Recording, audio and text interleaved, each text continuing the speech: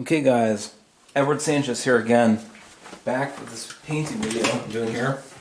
I do apologize, I missed some footage because my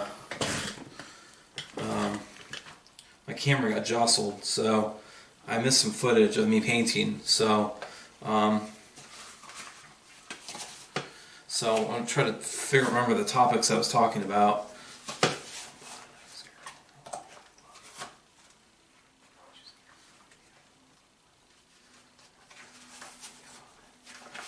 So I do apologize. That was my error. So I do apologize about that. So unfortunately, you missed some painting. So I was listening to some classical music, but I turned it off because I think it was kind of distracting me a little bit. So there you go. So keep working on this painting. So right now, what I'm doing is I'm working on this plate in the background, and excuse me, pardon me. So I want to talk a little bit about my experience in undergraduate school and what I kind of learned and things I kind of didn't learn. I think nowadays most modern schools do not teach. They do not teach the classics. They don't teach, classic painting and drawing as far as maybe RISD or schools like that, or other schools like brick and mortar schools that aren't ateliers. Unfortunately, what happens is people go to these schools and they don't get what they paid for, because they go into school with the intention of doing painting and drawing. What happens is they find out they don't want to teach that kind of stuff. So what they do is teach installation art, which is, for painters, every painting show is an installation. So my point is, I think it's a moot point to talk about installation, because everything's an installation. So let's teach installation. We don't want to do painting and drawings. Everything's an installation. Everything's an installation. So to say that, inherently you're just basically just saying, the painting's installation. So I just have some very big reservations about how some of this stuff happens, and I basically taught myself how to paint and draw. So that's all I'm going to say about that. But basically, I think the Watts Atelier is an atelier that's been around for a while. Jeff Watts is a painter. He runs the school, and I'm not slandering anybody or putting anybody down. He has a very different kind of style of painting than mine. I'm more like guys like Bouguereau and Ang and all guys like that. Jean-Auguste Dominique Ang, who is pretty awesome. So those are the kind of guys I admire, like Sargent, Soroy, and Zoran. Those guys too, to turn of 20th century painters. The Impressionists like Monet and Renoir and Degas and all those guys. All those the classics everyone loves. Those are the guys to look up to, and nowadays that kind of training just does not exist in many cases, and it's really sad because people go to school and they don't learn what they want to learn, and it isn't there. So I think there's nothing wrong with getting a degree. I have a degree. I have a BFA in painting and drawing. I really worked hard to get to where I'm at, but sometimes people they go to these schools and they don't get what they're looking for. And I'm not putting anybody down or insulting anybody. I'm just saying that sometimes some programs just are not what people want, and they have to go somewhere else. And so what happens is a lot of people just do self-training. Some people will say they poo-poo that and say, well, you can't self-train. You have to have somebody helping you along the process, and you have to be trained under this guy. I basically trained myself. So that's how I learned. Is I kept doing paintings after paintings after paintings. I did a lot of collage work in school, so that's because I did not have I couldn't afford to pay a model to paint from, so I had to do basically self-portraits. So I'm not trying to complain per se, but I do have some things that I want to talk about, because I think the state of painting nowadays is there's a lot of really good guys out there like Lip King. Those guys pretty much all studied in ateliers, as far as I understand. And those programs are very rigorous, but you get a lot of bang for your buck because you really do learn how to paint and draw. So, as far as the traditional painting goes, there's nothing wrong with abstraction. There's nothing wrong with de Kooning, Pollock. Those guys are they got some good stuff. I'm not a big fan of de Kooning or Pollock. My point is that there's a lot of great painters out there that a lot of Abex painters, they study in the New York Studio School or whatever it was. So I guess my point is sometimes, unfortunately, what happens is people go to school with the intention of learning certain things and they just don't learn them because it's just not available. So that's very unfortunate. But I feel people's pain. I understand. I know. So there's a lot of great professors out there that have great work, but sometimes the training, you don't really study under anybody. You just take classes and you have an instructor, but it's not like studying under somebody like Verrocchio taught Da Vinci how to paint. That kind of instruction is just not there in some cases. There are some schools, like I said, Watts Atelier is carrying the torch about that kind of stuff, and by no means am I slamming professors or teachers. I love all my teachers. I learned a lot from when I was in school, but I learned more about art history than painting. So that's all I'm going to say. I mean, I'm not slamming anybody. I'm not slandering anybody. I'm not libeling anybody. I'm just saying that sometimes people go to school and they don't get what they pay for, and that's just unfortunate. So I hate seeing that happen. And one thing I really hate seeing people do is struggle with painting when they haven't learned how to draw. Because it's just unbelievable. People what's wrong with painting? Everything. The shapes, the values, edges, the stuff isn't there. And I'm not slamming anybody. I'm just saying people they want to do paintings like you just don't know how to draw, and people can get you can draw with your feet. I mean, anybody with eyes and a hands and a brain that works pretty decently can learn how to paint and draw. Even look at Chuck Close. He's basically disabled, but he paints and draws really well because he's been painting for all those years, and he just uses his arm like this. So even people with disabled can learn how to draw. King Gimp is the guy, I think his name is Dan Kelbinger, does amazing artwork, and he draws with his head. He has a little brace he puts on his head and has a little, like a little thing on the end, like a little piece on the end, like a wooden piece, is attached to a piece of like a charcoal pencil or something, and he draws with his head. So I mean, I know people that are artists that are disabled that do really great work. So you don't have to even have hands that work. Sometimes you use your feet if you want to, or you can use your head. So what I'm just saying is that Chuck Close is just one of my heroes because he proves that just because you're disabled doesn't mean you can't make art. So I don't look him any different than anyone else. He's a great artist. I admire his work so much.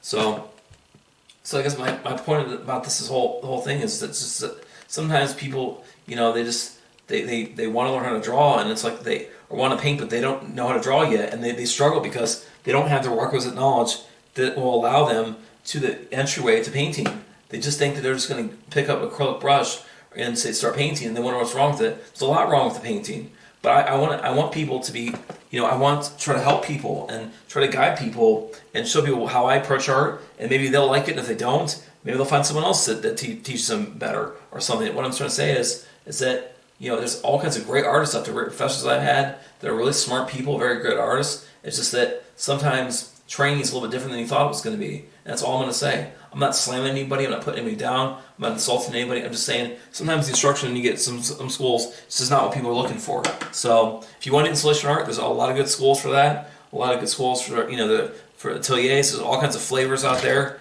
and all kinds of teaching styles that are great. So I'm not putting anybody down. I'm just saying sometimes people just don't get what they want. So it's unfortunate, but it happens. So anyways, that's enough about my diatribe on the art schools and all that. I'll probably talk more about that later at length. But so what I'm doing right now is just basically just make these little bite-sized videos for you guys and give you guys something to chew on, some things to think about. So this video is probably going to be really short because my video camera's not charged all the way. I want to get something in because I'm just aching to share with you guys my work and see what you guys think. And so if you think I'm terrible, that's fine. If you think I'm great, it's fine. Whatever. Just hopefully get something out of it. And if you don't like it, that's cool. I'm okay with that. So I'm not a big fan of de Kooning, but a lot of people love de Kooning, so that's fine. There's nothing wrong with de Kooning. It's just I'm not a big fan of his. So Rothko, I do love Rothko. Rothko is just, his paintings are just they evoke this beautiful just warmth and just inviting nature to it, and it really gets you thinking about color a lot. So I love color. Color is yummy. Paint is delicious. Paint is delicious. Oil paint's yummy. It's just scrumptious. I just love painting so much, and I love doing with these grisailles because something about black and gray and white really entices me to painting more. So here we go. So this video's probably gonna be a very short video. I'm pretty much done converting my other video. Fortunately, my camera, I'm gonna check on this. I don't know how to. And there's something about file conversions I didn't think about. So I'll have to make sure I don't do that. Have that same problem in the future. So. But anyways, these just little tidbits, little bite-sized tidbits, things to help you along in the painting journey, and hopefully you get something out of these videos. And yeah, I really enjoy doing these because I get a chance to talk to people and show them my secrets and just which is really not much. I mean, I'm just a straightforward painter. I'm very much just a traditionalist. I'm not big into using, all kinds of found objects and stuff because that's not what I wanted to do. And I did a lot of that in school because I just didn't know what else to do. So I didn't have access to live models. I did some self portraits because that's all I had money for. I didn't have money for models, so I ended up painting, myself. So I was ready. That image was readily available, and I had complete exclusive rights over my own image. So I didn't have to worry about copyright or anything like that. I just did my own image. So, all right, that's looking pretty good, I think. So I'm gonna basically knock this thing down here. And if this video gets cut off, I'm gonna charge it up again. We can do something else for an hour from now and let it get charged up. So cool. So, anyways, I love all my instructors. They're great. I didn't have one bad professor. My point is that sometimes people don't learn what they want to learn, and that's unfortunate. So anyways, that's it. I'm not slamming anybody. I love all my professors. They're great, smart people. It's just unfortunately sometimes things they don't work out the way you want it to. That's all I'm gonna say. It's good. Anyway, so big shout out to some of the people. I'll tell you what. I'm not gonna make a shout out right now. Maybe later. It's fine. All right, cool. So right now, basically what I'm doing is I'm trying to block in this. I'm trying to block in this front area here, and all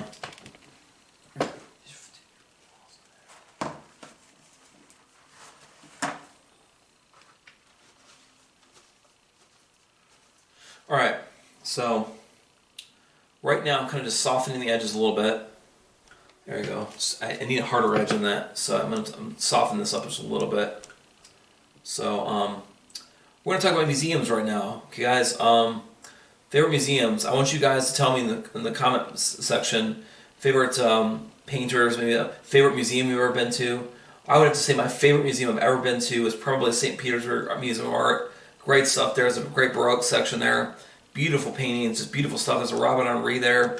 There's a Georgia O'Keeffe that's there. There's some other artists, I can't remember their names, but great place. St. Petersburg is an awesome place. Great place to vacation. I've been there a couple times, and it was awesome every time. So if you guys want to check out some great art, go to St. Petersburg Art Museum in St. Pete's, actually not St. Pete's Beach, it's at St. Petersburg, Florida. Awesome place, very cool. Great food. If you like Cuban food or like Cuban sandwiches, go there. You're going to get some good food, I guarantee you guys will. And it's a great place to go. So lots of great art, a lot of great sculptures, a couple Monets that are there. So good. So that's what I like. I like to do in my spare time when I can get to where I want to go. I go to museums because it's just awesome. Seeing artwork in the flesh is so much different than seeing it online because you're seeing the real surface. You're seeing the real, the gusto that the artist is using, and the real, that's probably terrible terms to use, but yeah. So you get to see the artist working methodology and the surface up close, and everything's lit really beautifully in that place. It's just really well done. So, all right. So basically, I have the plate blocked in, and I think the background is dark enough. Right now, actually, I'm going to just do this here. I'll keep the thing on my side of my waist or my legs. I'm sorry. And so, if you guys ever want to check out some great artwork, please, if you're in the Ohio area and you've never made it to Cleveland Museum of Art, please go. It's a great museum. I don't care for what they did. I don't care for how they did the re-renovation. They renovated it like 2005. That was what, so 17 years ago. So they started that project and they finished it many years ago. And I don't care for what they did because I think it's a big space that they made, which is okay. That's just my opinion. I'm not trying to slam anybody, slam any architects. I just didn't like what they did. But the museum is great. It's still a good museum. So I think it's just, yeah. So St. Pete's Beach is just a great place, just vacation. If you want to just go to a great, nice locale in the U.S. and just chill out, relax on the beach, it's a great place. So I've been there a couple times. All right, so cool. So everything's getting pretty much blocked in.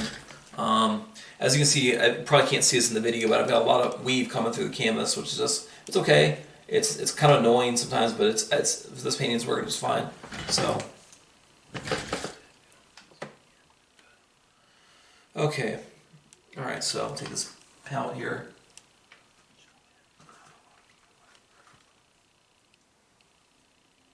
Okay, good.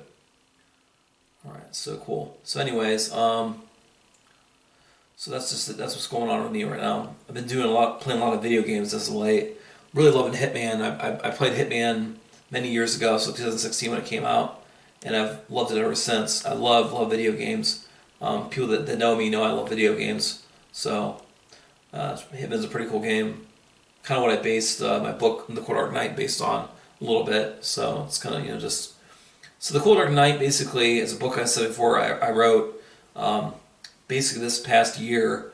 It's basically about an assassin and on his little adventures he goes on and taking out targets across the globe, kind of like Hitman, but it's a little bit different. So it's got some things for a lot of different people. Okay, so I'm just kind of scrubbing this in here, and there we go. It's cool.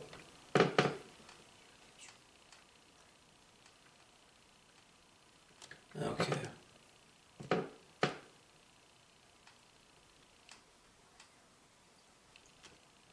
Okay, cool. So it's looking pretty good. I'm liking it so far.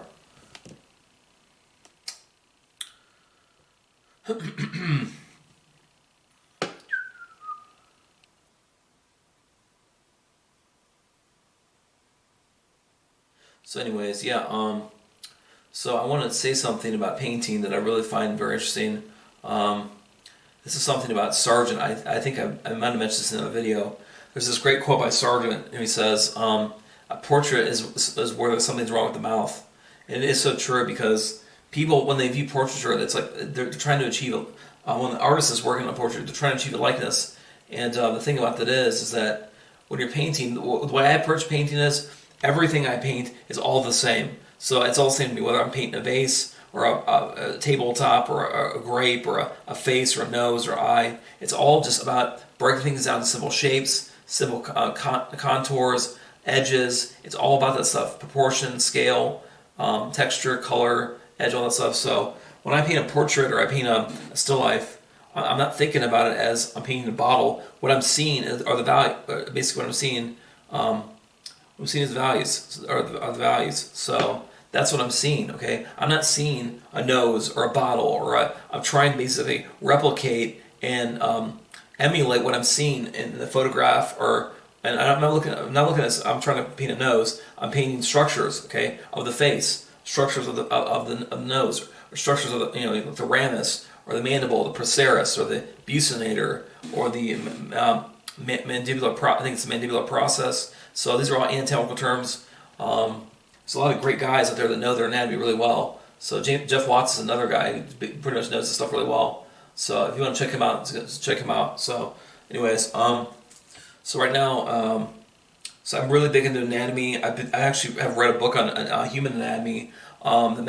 Basically medical doctors would read, not a medical book per se, but more or less just a book on anatomy. So I'm really into human anatomy. I'm into the not cellular structures per se, but I'm very interested in medical anatomy and things about human form and cell structures and lymphocytes and endocrine glands and femoral arteries and carotid arteries and dendrites and all these medical terms really help you out as a painter because that goes beyond surface anatomy and it really fosters a deep love and a deep craft of knowing the human body inside and out like a medical doctor would. So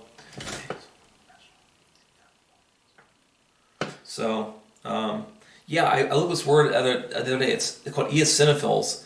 Eosinophils, if I remember correctly, are basically branches of cell structures in the body. So yeah, so they're called eosinophils. Cool. So anyways, this is one second, guys. There we go, good. Cool. Okay. What's in here? Whoops. Oh, well, crap. Alright, check them out. Alright, great. Okay, cool. Still filming here. Need to put this.